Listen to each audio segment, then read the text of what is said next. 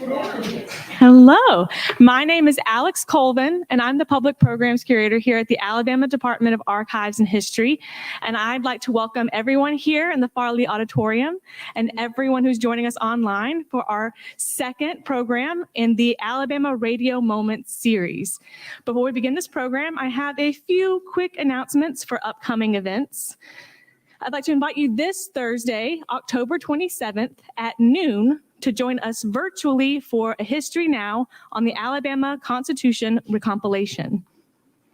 We'd also like to invite you to join us this Friday evening, October 28th, from 5 to 7 p.m. for Halloween at the Archives, a spooktacular family event. Now, this in-person event, it's exclusively in-person event, will feature a museum scavenger hunt, spooky crafts and activities in our hands-on gallery, a special exhibit of creepy collections, and a reading from a children's book, Sydney and the Masquerade by author Kay Whaley. Costumes are encouraged. Finally, on November 7th, join us virtually for a research rundown on the World War I collections here at the Alabama Department of Archives and History. Now, all of this programming is free and sponsored by the Friends of the Alabama Archives, but our Alabama Radio Moments series is made possible by the Alabama Humanities Alliance. Now, without further ado, I'm here to introduce you to our speaker for today, Dot Moore. Dot Moore is a resident of Montgomery, where she has worked as an educator, communicator, and community activist. A native of West Georgia, Moore holds undergraduate degrees in speech and history from the University of Montevallo and a master's degree from Auburn University. She is an acclaimed storyteller known for bringing history to life through her writings and public presentations. And now she is at work in collaboration with fellow author Katie Lamar Jackson and University Alabama history student Will Moore on an upcoming book about the beloved boxer and Alabama native Joe Louis. And so you'll hear more about him today.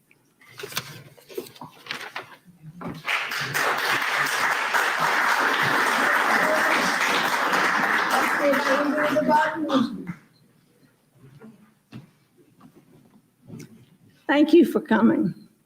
Good to see you, Luann, all the way from Rome, Georgia. And my friends from Chambers County, Alabama. Why don't I make you look at that? They're one of them. I have two friends from Chambers County whose fathers were friends of Joe Louis's growing up. And we have made that trip together. But I'd like to begin by thanking Ellie Colvin, wherever she is. It is she and Mr. Dr. Kirkland back there, who has made it possible for me to be here. What they don't tell you, but I tell everybody, I was here as a senior in college. Me. I knew Marie Bankhead Owens. I knew Milo Howard. We worked together in the basement. And through Mrs. Owen, I ended up making my first celebrity connection. She came down in the basement one day and said, Miss Davis, that's who I was, I want you to come upstairs. I'm tired of this woman. She's everywhere, but she's in town. Don't know what to do. Would you do that? I said, sure. Yeah, I'd do anything for her. Anyway, so I went upstairs, and it was Margaret Truman. Her father was president of the United States, and she was here in town to have a concert at Lanier High School, and not many people were going. Anyway, she and I had a day together over at the Judicial Building, which is now the site, I think, of Channel 12 television, isn't it? Okay, I'm the storyteller, and I'd like to begin my story with a story, and I'll see if I can tell it right. Ooh. I do not know how to turn it on. It's on? Okay. This is a story I heard, a true story I heard. But it seems at one time there were 3 adults, or maybe 4 and 2 or 3 children, and they lived outside of a place like Alabama. Because see, in the olden days, even though they began to access the radio, you had to have electricity. And poor people did not have electricity. They did not. And also Semitic could not read and write. But here was radio. It gave them a key to imagination, one they had never known in their life. It opened the door. And so these 3 adults, this lady was telling me, was one of the children, and they went up to this country store. And this nice man had a radio and electricity. And they watched as he opened the window and he put in the radio and then he turned it on and they could hear the sounds. And then it was blah, blah, blah. And then a voice said, "Here we are. We are announcing the fight of the night." This must have been about 1935. And he said, "Here we are. I'm now going to introduce all the celebrities present here in Yankee Stadium." That's where most of the fights were. And he said, after I introduce them, I'm going to introduce the judge who's going to make the decision who is going to win the fight. Those 3 didn't think that was very interesting because they knew who was going to win the fight. It was Joe Louis. You see, Joe Louis had already become the role model for Black children nationwide. He did not smoke. He did not drink alcohol. He read the Bible every day, and he went to church on Sunday 3 times, morning, Sunday school, church, and in the afternoon. And their parents had made him a role model. How important. So here they are, they're listening. And about that time, they hear the bell, ding, and they begin. And they could hear slam, bam, slam, bam, bam, slam, bam, slam, and then silence. And they knew Joe Louis had knocked him out. So they waited a while. And then the man took the radio out of the window after he turned it off. And they were at the window. And let his new friends tell him the story. They began to walk home and silently, but they began to smile as they walked down into their own poor neighborhood, smiling. And then they got there. And they began to holler and scream and yell and holler and scream. Their man had won. And it was the radio that had told them that. Now the radio, the waves had already been there. But it took one particular person who was able to capture those waves. And that was a man whose name I'll tell you in a minute. I can't remember his name. Russell, do you know his name? Marconi. Thank you. Marconi had made the radio available. And it had been as much as $500. And now people even could make their own. One person who tells that story is Jimmy Carter, our beloved president. He said that when he was a little boy, his daddy could go and crank up the automobile, turn it on to the radio. That was the electricity. And he had climbed high into a tree, and that was the area. And they could listen to Joe Louis. And they invited the neighbors in. All the people who lived around Jimmy Carter's family came to listen to Joe Louis. Okay. We're going to talk about Joe Louis, and then I will move along. I have trouble with this. Be patient. No,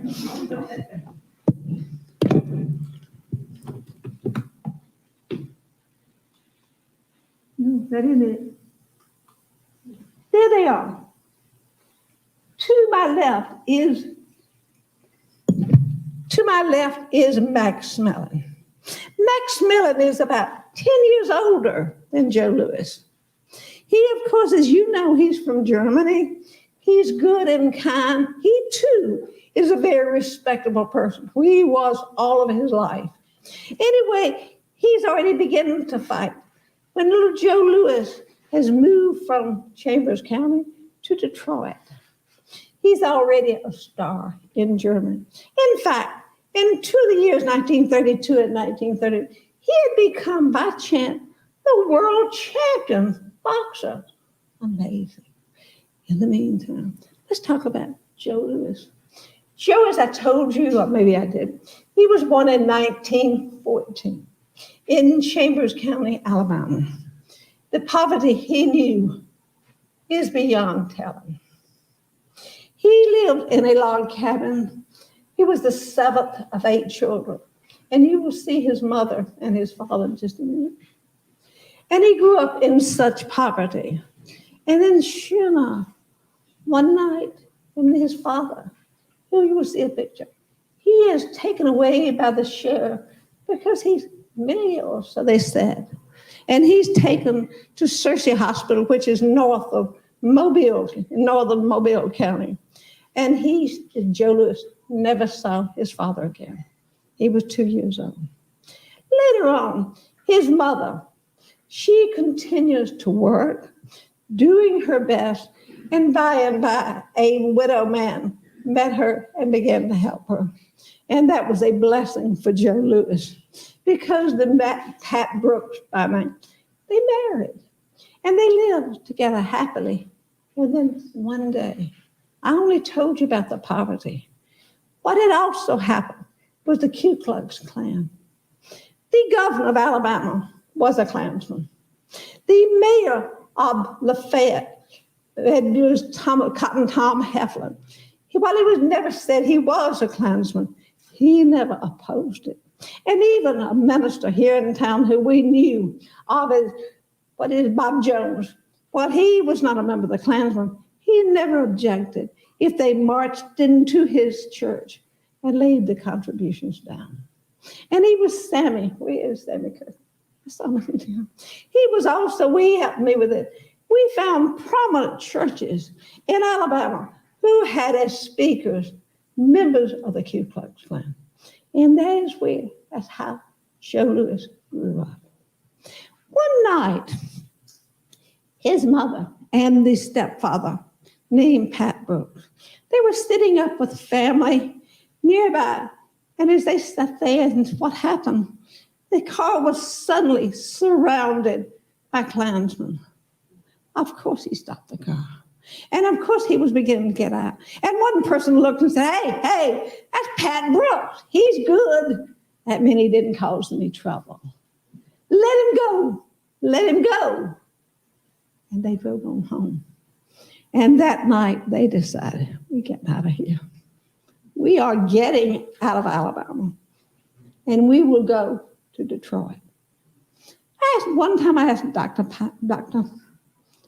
Thornton Milton, how did they go? And he said they went where the trains went. The trains went from Lafayette, Chambers County, almost directly to Detroit. If they lived in Atlanta, the trains went directly to New York. If they lived in Texas, the trains went all the way to Los Angeles. But they went to Detroit. And why? Because this was the Great Migration. And for those of you who are not familiar, it's one of the greatest stories of all time. When from the South, 6 million people left the South and went north. And Joe Lewis's family was a part of that move to, and it was in Detroit. So let me move on with my next story. I told you that, didn't I? What is Chambers County? I find it to be wrong. Wait, I told you I'm good at this. But that is Chambers County. It's a strange county to me. As a child, when we lived over in Georgia, we would go through Chambers County to see my aunt who lived in Opelika. And you go by the edge. The town is now known as Valley. I checked the population. It is right at 10,000 people. Is that where Joe Lewis lived? No. Joe Lewis lived in the central part of Chambers County. Way away. I never knew it as a child. It was over there. That is Lafayette. The population now is even less than 3,000, while the people with the cotton mill, because you can see that is where the Chattahoochee River moves into the border of Alabama and Georgia. I can see it. And they built cotton mills there. There was power, and it grew. And I remember going through there. seeing those duplex houses, and I remember seeing water faucets on the streets. Because people didn't have running water. We don't think of that, do we? Anyway, he's there. He's up in it's way over here. And that is Buckaloo Mountain. Buckaloo Mountain is not a mountain at all. Buckaloo Mountain is an area, hilly, rocky, no good soil. And yet, the only way to make a living, raise cotton. And about the very time that Joe Louis was born, the boll weevil moved into Alabama in 1914. And a boll weevil, a one-inch snouted black insect, could devour an acre of cotton in one day. And yet that was the likelihood. But as you remember, I told you that his parents moved away to Detroit. Not poor Joe Louis. He and his two young sisters, they were left there in Chambers County for another year until the family could get enough money. It cost $18 a ticket to get themselves up to Detroit. And Joe Louis said when he saw his mother, he cried. That's his mother. His mother on the left, she is short, like me, dumpy, like me, but she's black. And she is the descendant of a slave. Joe Louis is the grandson of a slave by way of his mother, not his father. Let's look at father. That is Monroe Barrow. Remember the name? Monroe was a native of Chambers County. His great-grandfather had come into Alabama when the Indians moved away in, I think it was 1932, the treaty when they were moved. Is that right, Richard? Anyway, that was when the Barrows, white man, came with little Anthony, a little Indian boy he had adopted. And that is why you would find later when we researched him, this is Monroe. He has blue eyes. He is light. But no, not his mother. Anyway, his mother was a strong woman. He said that she could plow a field in an hour. She raised her 8 children with loving kindness, strict kindness. And later on, when someone was researching all those children of his brothers and sisters, she said, I knew they were healthy, and I knew they would grow because I raised them on collard greens. How many of you have ever eaten collard greens?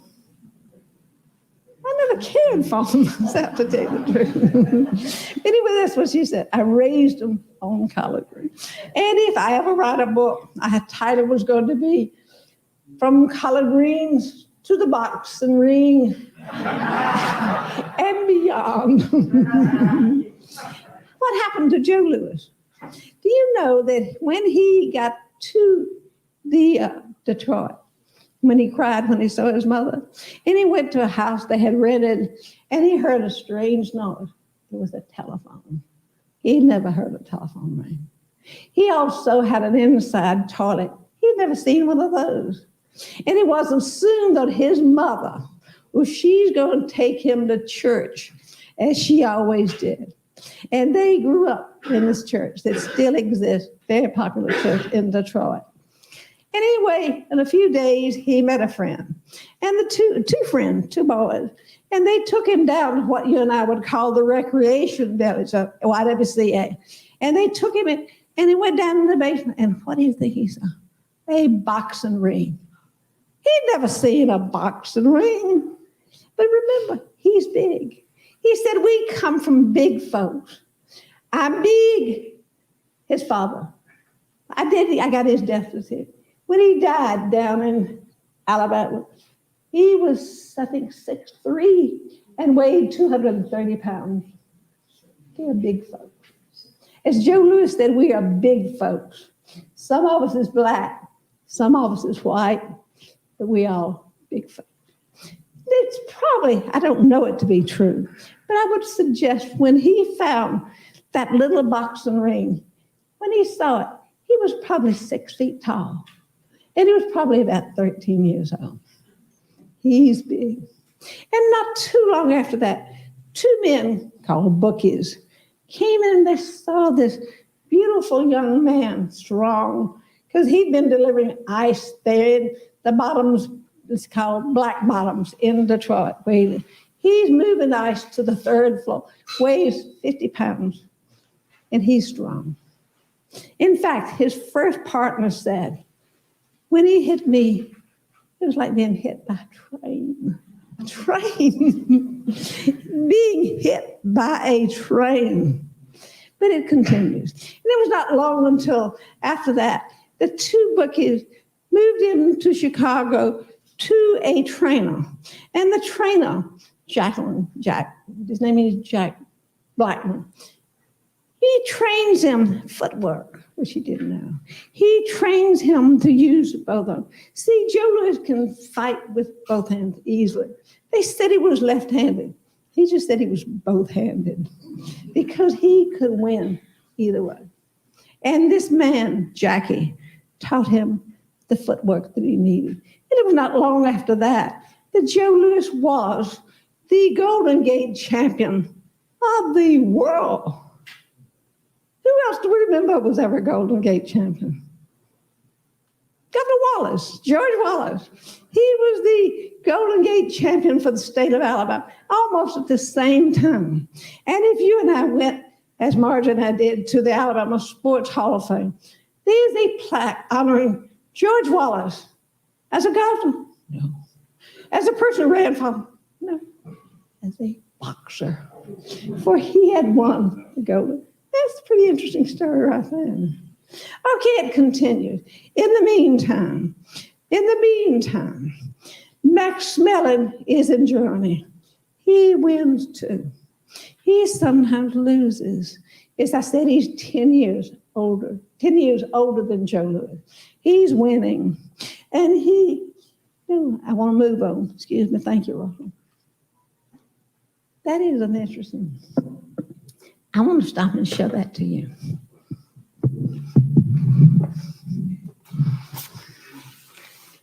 I did this magazine. This magazine is done. And I look at that picture. And I think he's kind of beautiful, isn't he? And I said to this lady who was sitting in Martin's restaurant with me, who is that? And she said, oh, I know him. That's the brown bomber. Most people I have found, they know him to be the brown bomber. And then I found out in his name, Joe Louis. Oh, yes, but we knew him as the brown bomber. He is not a black bomber. He is, his color of skin is probably not much different from mine.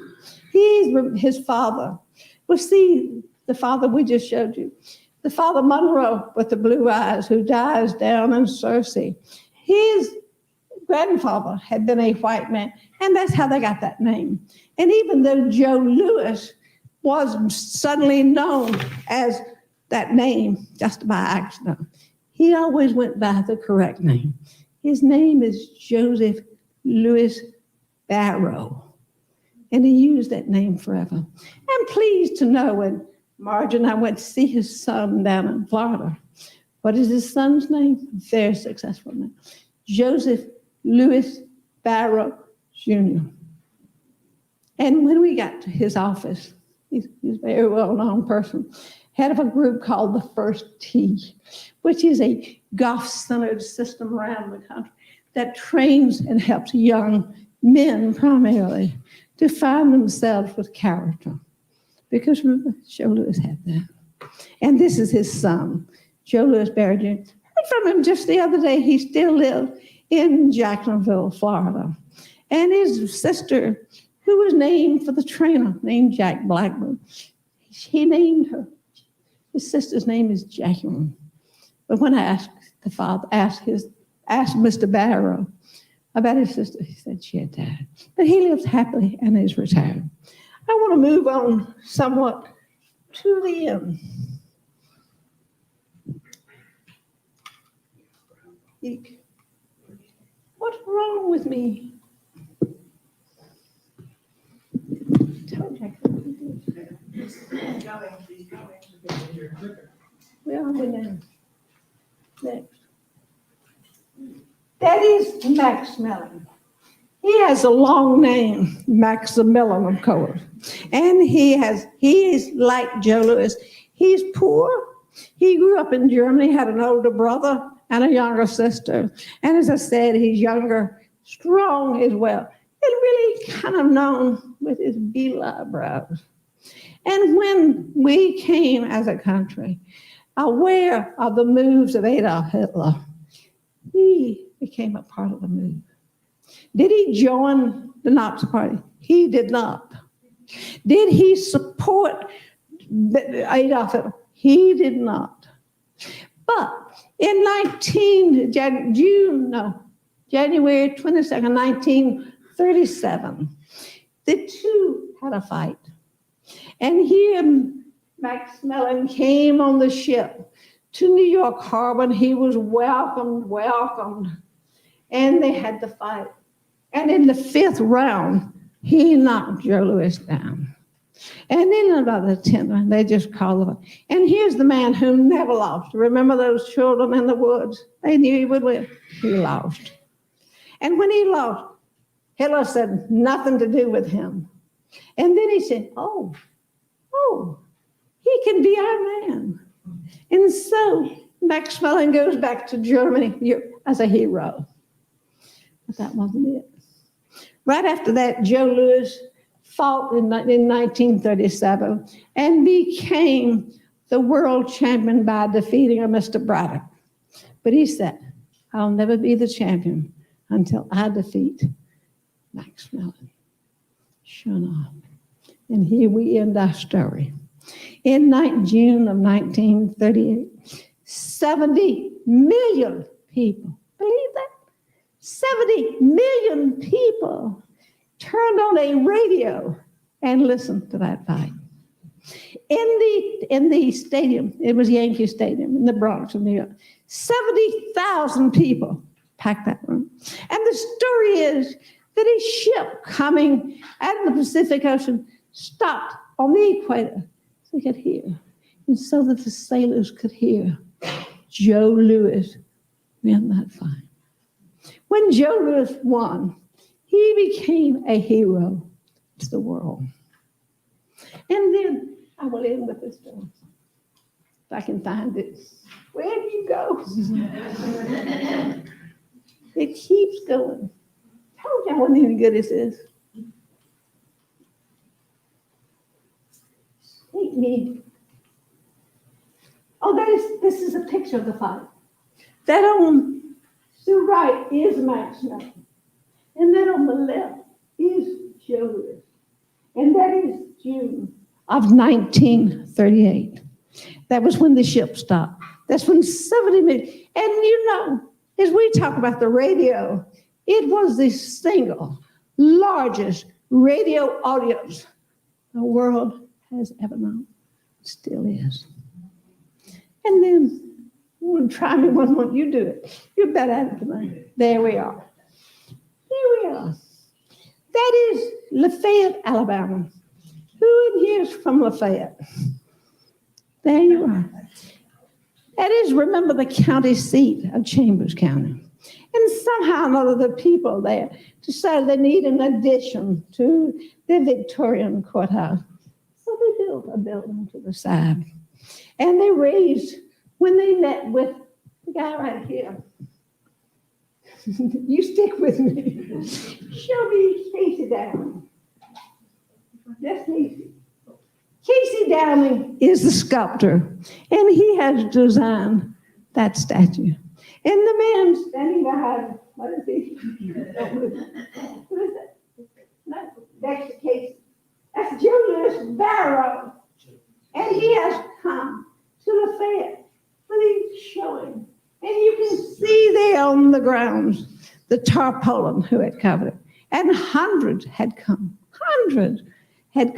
to see for the first time Joe Louis. And then it was this that I read.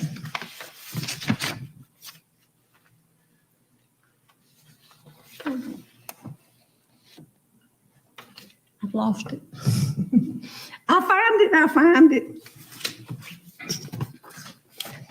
And on that occasion, Joe Louis Barra stood before hundreds who had come in. And this is what he said. He said, "You honor my father, who came from the hills of Buccaloo Mountain as a poor little boy, yet with the character he gained here as a child. He became one of the most respected men in America. And I thank you, honor me. And I thank you for being with me today." I hope you don't ask any questions, because if you do, I probably won't know the answers. But that's up to you. Thank you. I'm through.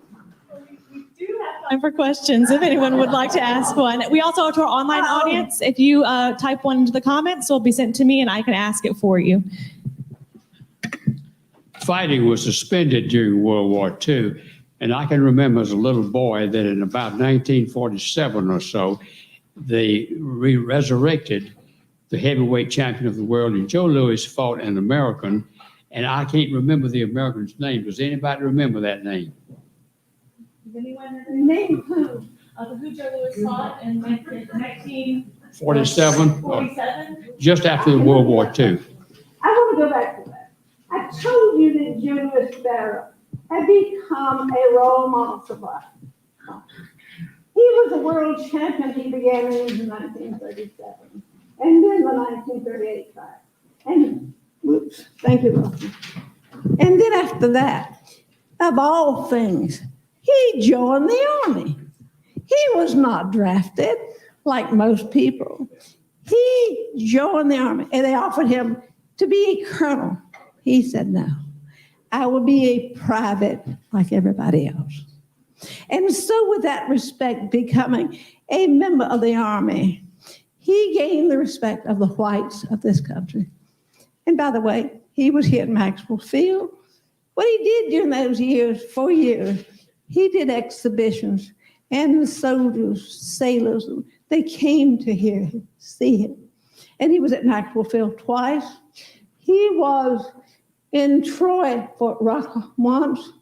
He was during the 4 years.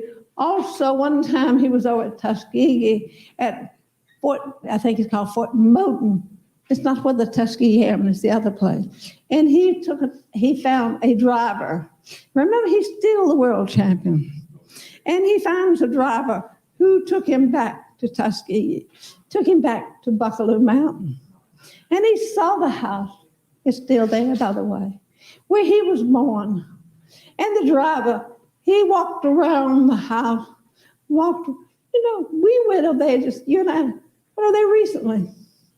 And he walked around the house and he saw the two chimneys. And then the driver says, "Sir, would you like to go inside?" He said, "No, it would be too painful." But then he did spend that day with a white man, a Mr. Langley, there in Chambers County, who had befriended his children and him and his mother.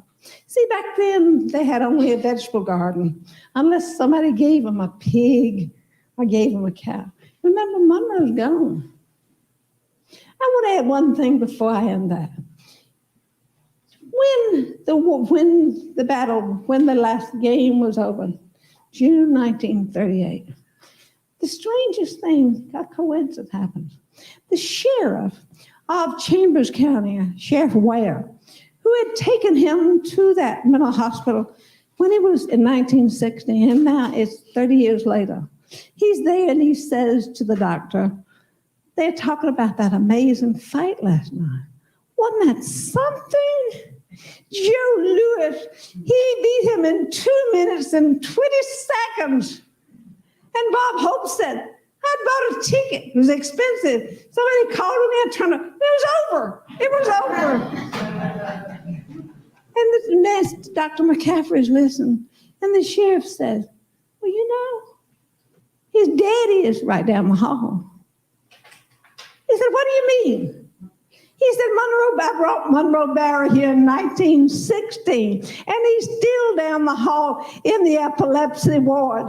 And so Dr. McCaffrey and the sheriff, they run down there, and sure he is. He's sitting. You saw his picture. And by the way, the picture was made by the director of this archive, Peter Brown, went to see him after this happened.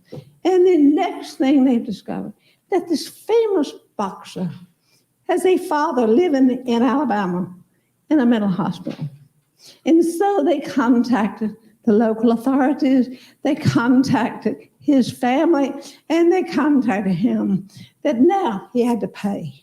And so Julius, until he died, he said $15 a month down here to pay for the upkeep of his father. The father remembered, and they asked him, Peter Brown and them said, how do you remember this? Oh yeah, I remember. I remember what a big baby he was. They said he weighed 11 pounds, and he cried and screamed. I remember that. But I hadn't seen him in several years. Been going to Detroit 30 years. And this was by then, this is, I think, July of 1938 by then, after June. And then he stayed there, and the editor, the advertiser, went to see him, and he's the one that said he had the blue eyes. I didn't realize that. Joe Louis did not have blue eyes.